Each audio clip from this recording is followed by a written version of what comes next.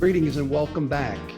My name is Jay Shorr, and I am one of the partners in Shorr Solutions, a national practice management company specializing in the operational, administrative, and financial health and guidance of aesthetic, cosmetic, and surgical practices. In this lecture, we're going to speak about what to include in your business plan. Because when you fail to plan, you are planning to fail. Now, I know you've heard of these crazy expressions before, but it is the truth. Because in a plan, you have to have an operational, administrative, financial, and marketing business plan. And if you've heard me at any of the other lectures that I've done for GBAS, you will know that I use those expressions all the time because it is very important that you're running this like a business. Because what is medicine? Medicine's a science. It is a way to keep us looking young and beautiful. It's a way to keep us healthy. It is one of the most respected professions today, but never lose sight of the fact that it is a business. And we have, especially in the aesthetic cosmetic business, and we have to treat it like the business that it is. And you have to have a plan. If I said to you, why don't you come over tonight for dinner? What would you say to me? Where do you live? And I'd say, this is my address, and you would plug it into your GPS system, and then you click OK, send. I don't care if it's Google or navigation device, whatever, and that is your plan. So what is a business plan? Well, a business operation plan consists of the following. It is a written document describing in detail how a new or an ongoing business is going to achieve its goals. You have to have goals: operational, administrative, financial, marketing, all to bring you the bottom line. And a business plan is going to lay out a plan for all of these items, and it should be prepared for an established business that's moving in a new direction. Maybe you're bringing on a new product line. Make a plan for it. Maybe you're moving from an insurance-based practice to an aesthetic practice. Maybe you're bringing on a new piece of equipment.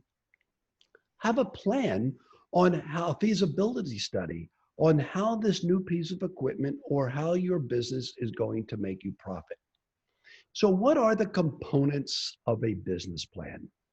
Let's start it out with a forecast, because a forecast is something that we have in our mind that is a plan of an assumed or a calculated idea towards our goal.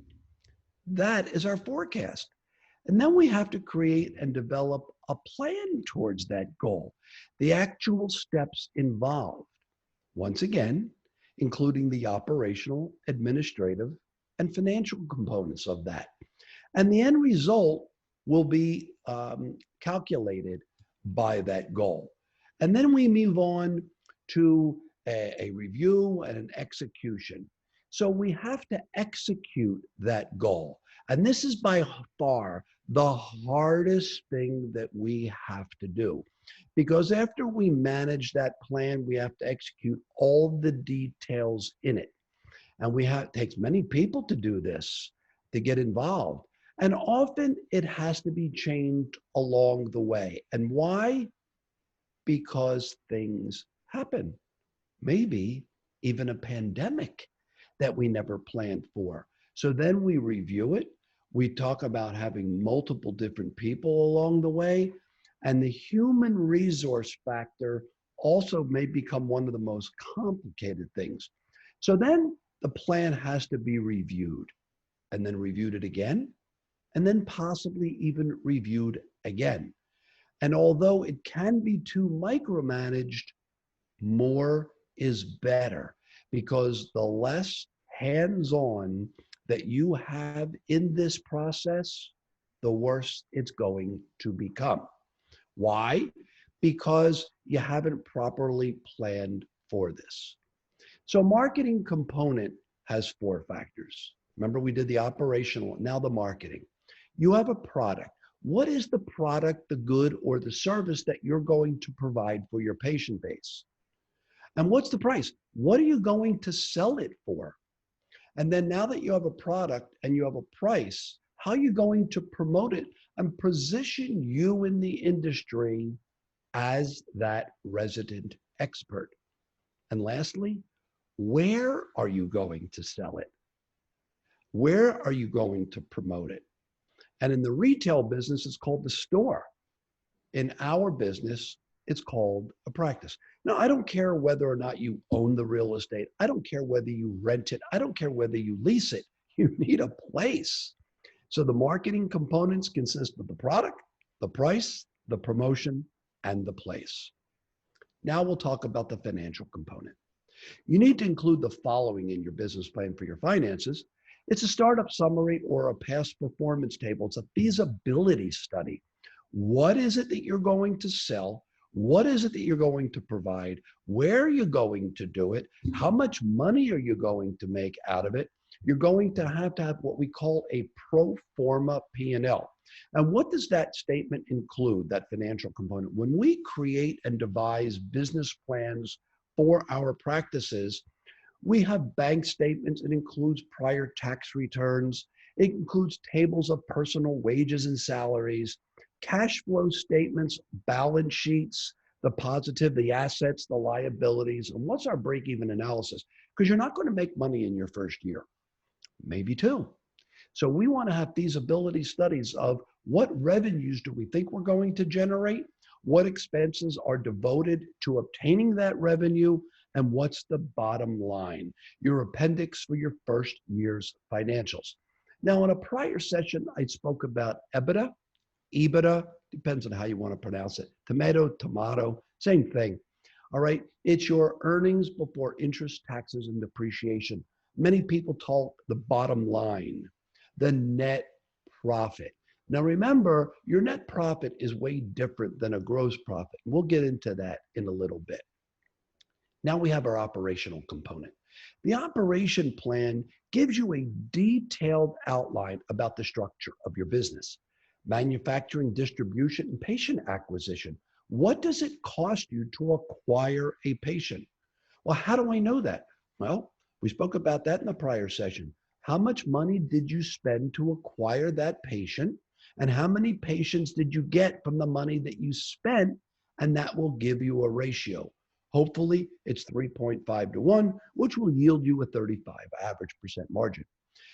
What are your federal and local state laws? Because they can vary by extremes. Certain states allow certain people to do certain procedures. In Florida, for example, an RN, an esthetician, cannot perform lasers except for an esthetician that has a electrology license can perform laser hair removal, but nurses cannot do lasers, where in other states they can.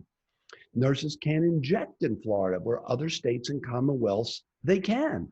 So the only PAs and NPs can here in Florida. So know your state laws. Your operational component should include your CMEs, continuing medical education, availability and society updates, and where do I get my vendor selection, and what are my transportation costs when I buy something for shipping and handling, and are there extra fees to get it today versus tomorrow or next week?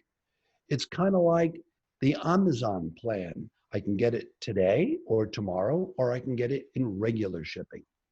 And what is your backup plan for your quality control measures?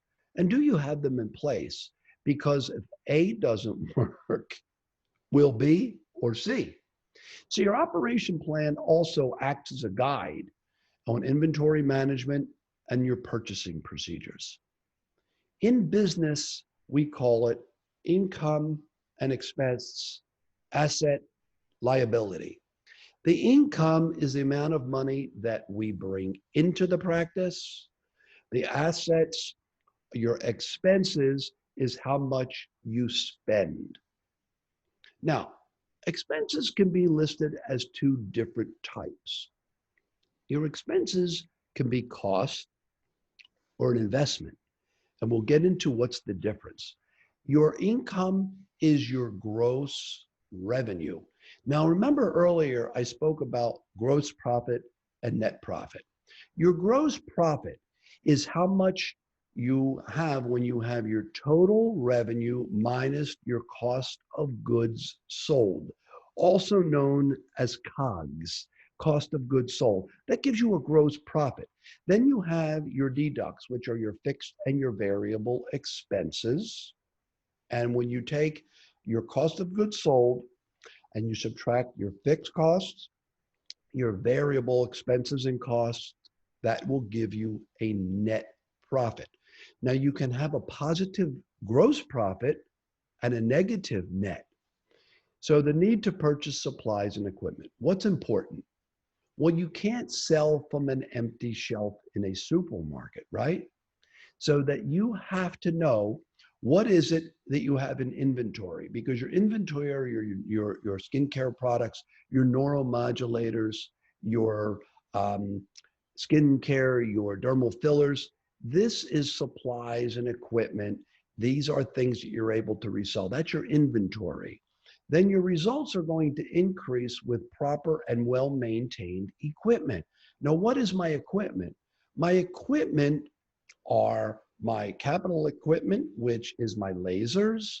It could be equipment, which is my exam tables. That's capital equipment, but you need these to operate your business, although they're not necessarily profit centers like your lasers are that generate revenue. Make sure that your patients drive the need versus using these expenses to need to drive patients. And what do I mean by that? I mean, many times people will buy all kinds of capital equipment and lasers before they even have the patient base to do this. And you know what I call this? I call this house poor. It's like buying $1 million home or more, $500,000, whatever your value of what you can afford, and not having any furniture to put in it. That's house poor. So what are you doing? You're buying all kinds of expensive lasers and equipment, and yet you don't have any patients to treat. So now what you say to me is, Jay, but if I don't have the lasers and I don't have the capital equipment, I'll have nothing to treat the patient with. That's a double-edged sword, because now I have to worry, how do I drive that patient to my business if I don't have anything to treat them with?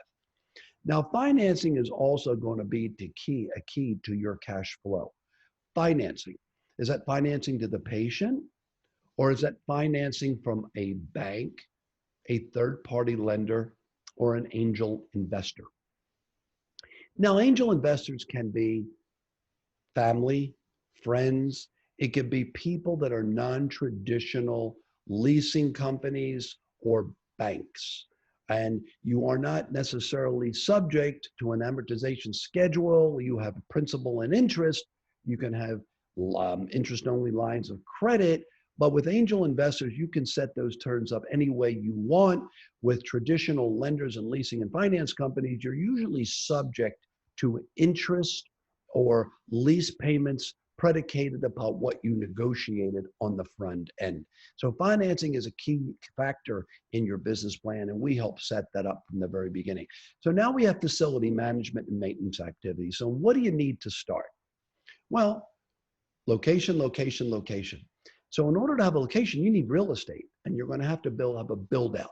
Now that could be negotiated with rentals and leases called tenant and improvement, because what might be in second generation space may be facilities that are all built out already versus you're going into prime real estate that is being built out for you. And then you say, well, I don't like this. I want to move a wall here. I want to put specific types of flooring here. I like this. I want tenant and improvement build out money. And I may need a couple of months of free rent before I'm ready to start. You're going to need supplies and equipment. You have to have a proper vendors and contractors. Make sure they might be bonded, licensed, insured, so that in the event anything happens, you are well protected. Like I said, proper financing and the knowledge of what is really required when you have your facility. Now, you need a design and a layout to ensure proper workflow, storage, because everyone goes into a facility. And here is a picture of one of the facilities we work with. But you know what happens? Sometimes you go in and you don't have a large enough space. and everybody is working in front of one another, and you don't have storage, or you don't have enough outlets, you don't have enough closets to hang all of your, your copy paper, or even any of the supplies and consumables that you have. So what do you need to start? You need a good architect and a designer or a decorator. Have inspections and inspectors, and a lot of times they're going to come from your local government. A plumbing inspector, a fire inspector, electrical inspector, a safety zone inspector. All right. So you need supplies, equipment, and most importantly of all, you need patience to treat. So when you're designing your layout to ensure proper workflow, what's needed to start on the governmental side? Well, you're going to need to apply for a certificate of occupancy when all this is done, because you can't get that COO, certificate of occupancy, unless you've had all these zoning, building, fire, safety, mechanical, electrical, plumbing that I mentioned before.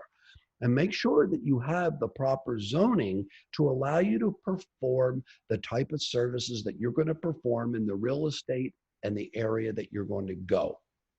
So to summarize that, what's needed to start that? Supplies, equipment, your vendor selection, biomedical waste vendors. That's very important, because don't be schlepping it in your car. Don't think that you're going to be able to maintain that and move it from place to place. You're going to need electronic medical records or practice management system. You're going to need IT for information technology, legal and accounting, insurance, whether it's workers' comp, liability for your practice, professional liability, and most importantly, staff. Organization and operational of your medical practice, you need a great accountant, you need a great attorney, hopefully specializing in legal care and in health care, and you need a consulting group. Work in your practice, don't work necessarily on your practice. Now, when you're negotiating these, you need written contracts, because I spoke about contracts before. Nothing verbal ever holds up except in poker. If you're going to bring on an associate or partner, have a partnership agreement, a buy-sell agreement, have a contingency in place, in plan in the event of any type of a catastrophic event. When you heard me speak about what happened when my business instantly imploded, I talked about contingency plans. Have an organizational chart of who does what. Have job descriptions for every level and every position in your office, and have policies, procedures, and protocols for each and every phase of your business, your consents and things like that. And with your staff, when you're hiring your staff, with your job descriptions, have something involved that talks about performance reviews. I said before, when you fail to plan, you are planning to fail. Remember, what is it that you want to include in your business plan? It's an operational plan, administrative plan, financial plan, a marketing plan. Make sure that you have what it is that you want to include in it. Make sure that you are going to execute it, and make sure that you review it again, and review it again. And if you have to, always be able to come back to the drawing board. Try to incorporate accountants, attorneys, consultants, other people, so that you know what to include in your business plan. Ladies and gentlemen, that concludes our 20-minute presentation on what to include in your business plan. I want to thank you for joining me. Stay safe, and we will see one another in person real soon.